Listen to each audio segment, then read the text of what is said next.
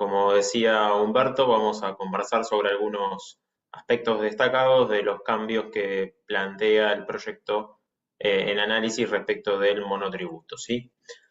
Concretamente, se divide en tres tópicos: modificaciones a diversos parámetros vinculados con el monotributo, modificaciones del régimen de actualización de estos parámetros y el reingreso al monotributo para aquellos sujetos excluidos bajo determinadas pautas y condiciones, ¿sí? Entonces, lo que planteamos en la exposición a continuación son esos cambios, ¿sí? Identificando cuál es la norma actualmente vigente y cómo quedaría una vez que se apruebe el proyecto del paquete fiscal. Entonces, con respecto a lo que es la definición de pequeño contribuyente y las condiciones que deben cumplir para poder adherir al régimen simplificado de pequeños contribuyentes monotributo, nos encontramos con una novedad que está dada por la unificación de las actividades a los fines de establecer la categoría máxima, ¿sí? Como verán en pantalla, y como ustedes saben, actualmente tenemos que dividir las actividades que desarrollan los contribuyentes en prestaciones de servicios y venta de cosas muebles. Y dependiendo esa actividad, tenía que respetar los parámetros establecidos para la categoría máxima de servicios, que es la categoría H, y si realizaba venta de bienes, podía seguir teniendo en cuenta los parámetros que estaban hasta la categoría K. Hoy, de aprobarse el proyecto, que ya tiene media sanción en diputados, se unifica como categoría máxima la categoría K, es decir, tanto los sujetos que realizan prestaciones de bienes como ventas de cosas muebles van a llegar de corresponder hasta el tope previsto para los diferentes parámetros de esta categoría K, lo cual es algo positivo porque más sujetos van a poder estar dentro de este régimen simplificado. Otro punto a destacar que aplica a los sujetos que realizan ventas de cosas muebles es la actualización de uno de los puntos que se vinculan con las condiciones para ser considerado pequeño contribuyente, que es el precio unitario máximo de venta.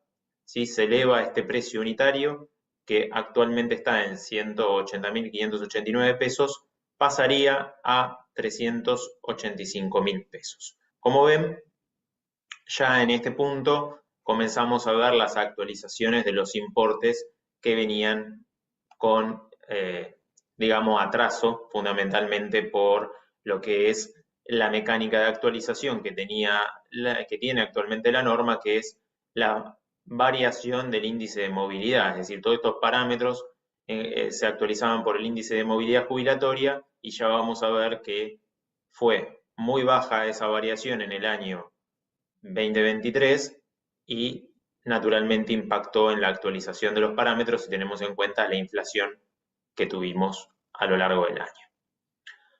Otro punto que estaba más que esperado era la actualización de los importes de ingresos brutos anuales y los alquileres devengados anualmente. Bueno, acá me detengo a exponer y exteriorizar en este cuadro lo que era el importe que estuvo vigente de ingresos brutos en el primer semestre del 2023. Recordemos que a partir de julio del 2023 se incrementaron, pero para hacer un análisis de enero a enero me parece importante recordar que en enero del 2023 teníamos para la categoría A un ingreso bruto máximo de 999.000 pesos, que con la actualización por movilidad, que la anual punta a punta fue de 110%, hoy tenemos vigente un tope para la categoría A de 2.108.000. Y de aprobarse el paquete fiscal, pasará a 6.450.000. Con lo cual vemos que la variación comparando 23 versus 24 había sido de 110% y hoy sería, en caso de, como digo, de que se apruebe el proyecto, de más del 500% de actualización. Eso siempre comparando con 2023. Y si comparamos el actualmente vigente 2024 con el proyecto, supera el 200% la actualización. Recordemos que estos valores, ¿sí?, van a estar vigentes a partir del 1 de enero del 2024, así lo establece el artículo pertinente de vigencias. Otro punto importante que tenemos ahí al pie, si bien se reemplaza el 100% del cuadro del artículo 8, en lo que se refiere a metros cuadrados y energía eléctrica consumida, esos dos parámetros se mantienen respecto de los actualmente vigentes, por eso no los hemos expuesto. El otro punto, que ya vamos a ver, en mi opinión, quedó un poco corta la actualización, es el vinculado a alquileres anuales devengados, ¿sí? Teníamos en el 2023 para la categoría 230.000 pesos, pasó actualmente vigente a 485.000 y pasará a 1,5 millones de pesos anuales. Con lo cual, en la última columna, podemos observar que el alquiler mensual promedio va desde 125.000 pesos a 375.000 pesos, ¿sí?, pasando por todas las categorías intermedias entre la A y la K que tenemos expuestas. Y en este punto podemos ver que, si bien el incremento es significativo en las primeras categorías, va reduciendo se va reduciendo a lo largo que nos incrementamos la categoría, a diferencia de lo que vimos con el límite de ingresos brutos, que llega hasta un 700% de incremento total. Entonces, aquí vemos que mensualmente estamos un poco cortos, ya que analizando, ¿sí?, la publicación que realiza la estadística de la Dirección General de Estadística del Gobierno de la Ciudad para el cuarto trimestre del 2023, tenemos para un local de 60 metros cuadrados valores que van desde 147.000 pesos, ¿sí?, hasta 350.000 pesos de alquiler mensual. Con lo cual, si bien sabemos que hay locales obviamente más chicos para tal vez las primeras categorías, sigue siendo corto, en mi opinión, la actualización, y muchas veces uno pone el foco en la exclusión por ingresos, pero hay que recordar que tenemos también la exclusión por superar las pautas vinculadas con alquileres devengados. En consecuencia, insisto, lamentablemente no se dio la actualización que merece, al menos si tomamos el ejemplo de Capital Federal, teniendo en cuenta esta publicación del gobierno de la ciudad. Otro tema importante es que se incrementa significativamente el importe del impuesto integrado a ingresar y de las cotizaciones previsionales, ¿sí?, que ya lo vamos a ver. En relación al artículo pertinente de la ley del monotributo de impuesto integrado, bueno, acá vemos los incrementos son importantes, van en línea con los incrementos de los valores de ingresos brutos devengados, y acá lo más destacado, creo yo, que es que se mantiene la autorización que se le da al Poder Ejecutivo para reintegrar hasta el 20% de la suma abonada por impuesto integrado en función a la selección del método de pago que establezca la reglamentación. Esto está en línea con lo que actualmente se encuentra vigente, pero se eliminan ciertas exenciones que están previstas en el artículo 11 de la ley del monotributo actualmente, ¿sí?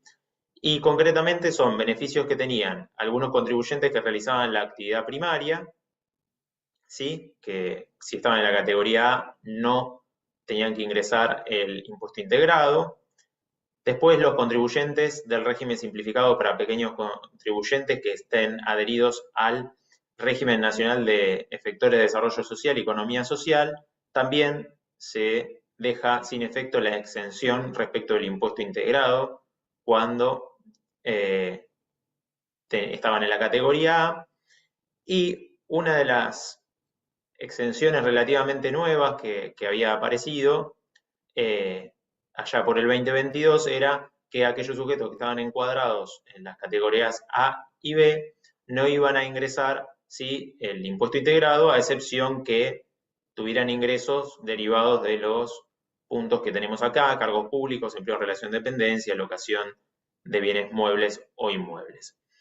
Es decir, se modifica el artículo de impuesto integrado y se eliminan los párrafos pertinentes a las exenciones que acabamos de mencionar que siguen hoy vigentes. Respecto de las cotizaciones previsionales, tenemos incremento en el aporte del SIPA y de los aportes a la obra social. Hay una novedad respecto de los incrementos en el SIPA.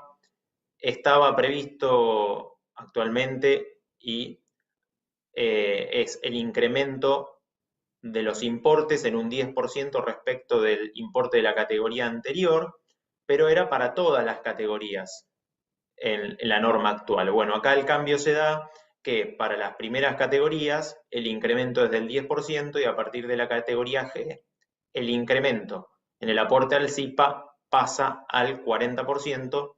Insistimos, actualmente era para todas las categorías el 10%. Hay que hacer aquí un comentario, ¿sí?, que está vinculado con los aportes adicionales a la obra social relativos a el grupo familiar primario que se puede incorporar, porque esto había generado algunas confusiones. En realidad, si leemos detenidamente el artículo 99, dice que se modifica, se sustituye el inciso A y B del artículo 39. No dice nada respecto del inciso C de este artículo 39 y es coherente que no diga nada porque el artículo 65 del decreto 1 del 2010, conforme el texto modificado por el decreto 18 del 2023, establece que el aporte adicional previsto en el inciso C del artículo 39 es equivalente al aporte del inciso B del mencionado artículo. Con lo cual, sigue existiendo la posibilidad de incorporar a los integrantes del grupo familiar primario.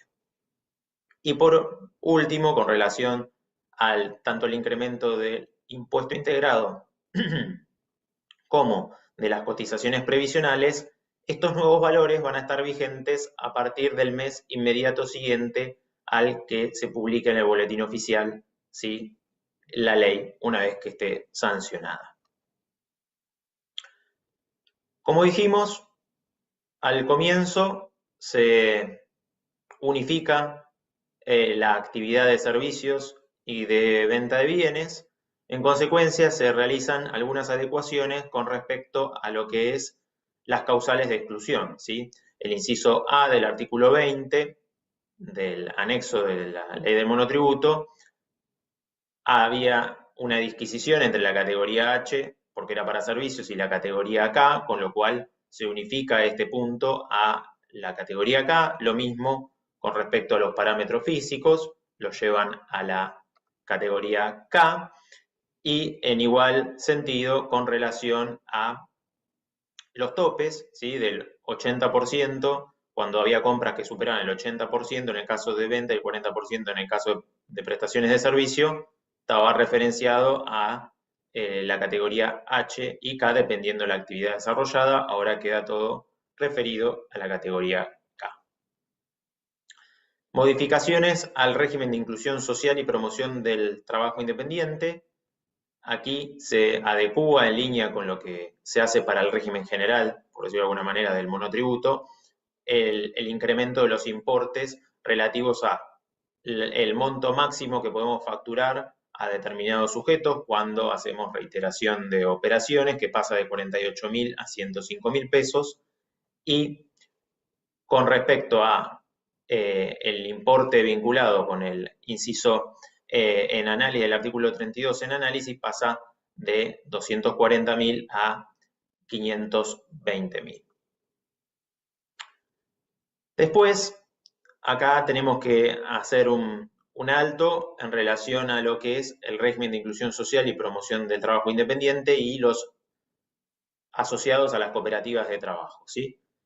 En el artículo 39, último párrafo, se prevé actualmente que están exentos de ingresar el aporte indicado en lo que es el SIPA y eventualmente ingresar el 50% de la cotización de la obra social. Bueno, esto queda derogado, este beneficio, ¿sí? Y va a quedar derogado, pero con una vigencia especial que es a partir de 90 días de que se publique en el boletín oficial la norma.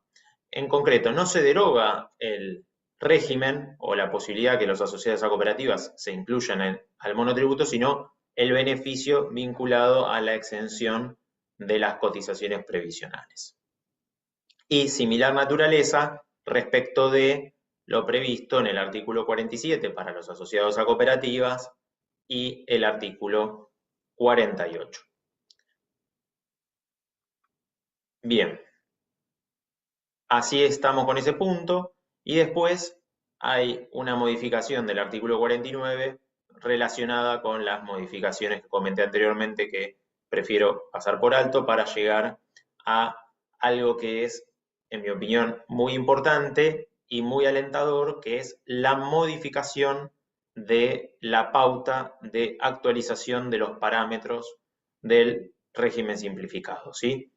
Actualmente, como dije, tenemos la actualización en función a el índice de movilidad jubilatoria, comprendido en todo el año, y se faculta al Poder Ejecutivo a actualizar a partir de julio de cada año exclusivamente el importe de los ingresos brutos devengados. Es decir, se actualizan los ingresos brutos, actualmente, en función a lo que decía el Poder Ejecutivo, pero no se actualizaban ni los importes a ingresar, ni otros parámetros como son el precio unitario máximo de venta o los alquileres anuales devengados. Eso en la actualidad. Afortunadamente, con el nuevo texto propuesto para el artículo 52, una vez que se convierta en ley el proyecto, se dispone que la actualización, ¿sí?, será semestral de todos los temas que vengo comentando, que son los enunciados aquí: parámetro de ingresos, precio unitario máximo, parámetro alquiler, importes a ingresar y los vinculados al artículo 31 y 32 del régimen de inclusión social que mencioné. Entonces, esto como primera medida, lo positivo que va a ser una actualización semestral. Una segunda cuestión positiva es que se reemplaza el índice a considerar, se deja de lado movilidad previsional para ir al índice de precio al consumidor, lo cual es razonable ya que el parámetro de ingreso está más asociado al índice de precio al consumidor o íntimamente relacionado con este que a lo que es las cuestiones vinculadas con la actualización de las jubilaciones, ¿sí?, que en general, como vimos, son mucho menores con las fórmulas que teníamos anteriormente a la variación del IPC. Dije que en el año 2023 la actualización había sido por índice de movilidad de 110%, cuando la actualización por inflación tendría que haber sido de punta a punta arriba del 200%, ¿no? Bueno, entonces, para redondear este punto, la actualización va a ser semestral, teniendo en cuenta el semestre calendario que finaliza el mes inmediato anterior al que se realiza la actualización, ya que esta actualización se va a hacer en enero y en julio de cada año. Y otro punto de interés, veremos cómo evoluciona la economía y si es necesario, se faculta al Poder Ejecutivo a incrementar durante el año 2024, ¿sí?, los parámetros del monotributo y los importes a ingresar que comentábamos recientemente. En definitiva, es los mismos grupos de artículos que se actualizan por la norma general. Por el año 2024 se autoriza a que eventualmente decida el Poder Ejecutivo volver a actualizar los parámetros. Sería bueno que tal vez actualicen ya, si es que vuelve a senadores el proyecto, el parámetro alquileres como mencioné anteriormente. Y después, el otro plato fuerte del título pertinente al régimen simplificado es el reingreso al régimen simplificado, que está previsto en el artículo 104 del paquete fiscal. Antes de entrar en lo que dice el artículo 104, vale la pena recordar que cuando estamos inscriptos en el monotributo, podemos solicitar la baja por tres causales, ¿no? Tres cuestiones. Una, solicito la baja del régimen porque ceso mis actividades, con lo cual podré volver a inscribirme en el régimen simplificado cuando vuelva a iniciar actividades. Esto pasa a veces en las actividades de temporada, ¿sí? Abro la heladería en la playa desde diciembre a marzo, la cierro y en diciembre siguiente vuelvo a iniciar actividades y puedo volver a adherir al régimen simplificado sin ningún problema. Y después tenemos dos puntos, que es darme de baja por renuncia, ¿sí? Conforme lo prevé el artículo 19 de la ley del monotributo, o por exclusión, artículo 20 y 21 de la ley del régimen. Y la pauta general es que si renuncio o quedo excluido del monotributo, no podré reingresar al régimen simplificado hasta transcurridos 3 años calendarios completos, ¿no? Que este límite temporal se incrementa si optamos por algunos de los beneficios que están previstos en el primer y segundo artículo incorporado a continuación del 2021, que es los beneficios de transición, ¿sí? Que hemos comentado ya en este ciclo en más de una oportunidad. Entonces, visto esto, nos encontramos con estas tres situaciones. Y fundamentalmente, el que cesó de sus actividades no tiene inconveniente para volver. Con lo cual vamos a ver qué pasa con aquel que renunció o quedó excluido del régimen. Bueno, el artículo 104 dice que los pequeños contribuyentes que hubieran quedado excluidos de pleno derecho del régimen simplificado desde el 1 de enero del 2024, por aplicación de los parámetros existentes con anterioridad a la entrada en vigencia de la presente ley, podrán volver a adherir al régimen por única vez sin tener que aguardar el plazo previsto en el artículo 19. Entonces, acá tenemos que separar algunas cuestiones. Tengo que haber quedado excluido de pleno derecho, con lo cual ya deja fuera la posibilidad de reingreso a aquellos sujetos que renunciaron, cosa que en mi opinión no es positiva, ya que a veces se renuncia al régimen antes de quedar excluido, porque sé que estoy al límite y que próximamente voy a emitir una factura que me va a dejar excluido, entonces renuncio, ¿sí? Porque ya preveo que voy a quedar excluido. Y lamentablemente no se contempla esa situación en el marco normativo en análisis. Después, otro tema es el corte. Tengo que haber quedado excluido, esa exclusión es de pleno derecho, ya sea de oficio o a pedido del contribuyente, ¿sí? Incluye a las dos, porque es el artículo 21 de la ley del monotributo. La fecha de corte es haber quedado excluido con posterioridad al 1 de enero del 2024. Otro error. Recordemos que con las medidas fiscales, el Poder Ejecutivo, a través del Ministerio de Economía, había encomendado allá por septiembre del 2023 a la AFIP a que suspenda las exclusiones sistémicas, que como lo he mencionado en varias oportunidades, las exclusiones sistémicas, por más que no se hagan, no obstan a que se den las pautas de exclusión previstas en el artículo 20 de la ley del monotributo, con lo cual han acaecido, ¿sí?, las causales de exclusión y muchos contribuyentes, especulando, ¿sí?, con que estaban suspendidas las exclusiones sistémicas, se mantuvieron en el monotributo, inclusive hasta hoy. Con lo cual hoy están en el monotributo con la ley actualmente vigente, pero si AFIP les realiza una inspección, ya sea presencial o hacen algún cruce sistémico, estos sujetos están excluidos del monotributo probablemente desde el año 2023. Y teniendo en cuenta esta posibilidad de reingreso, quedan definitivamente excluidos del monotributo y van a tener que mantener su inscripción en el régimen general, ya que no está previsto, por la fecha de corte, que puedan incluirse nuevamente en el monotributo, ¿sí? Y otro punto que está ahí resaltado en rojo, la norma dice sin tener que aguardar el plazo previsto en el artículo 19. Acá se mezcla la norma de exclusión con la de renuncia. El artículo 19 habla de renuncia y menciona los 3 años calendarios, como dije. Pero si estamos hablando de excluido de pleno derecho, aquí lo que se tiene que mencionar es el cuarto párrafo, ¿sí? Y quinto del artículo 21 de la norma, que expresamente dice que aquellos sujetos que quedan excluidos de pleno derecho, ¿sí? No van a poder reingresar al régimen hasta después de transcurrido 3 años calendarios posteriores a la exclusión.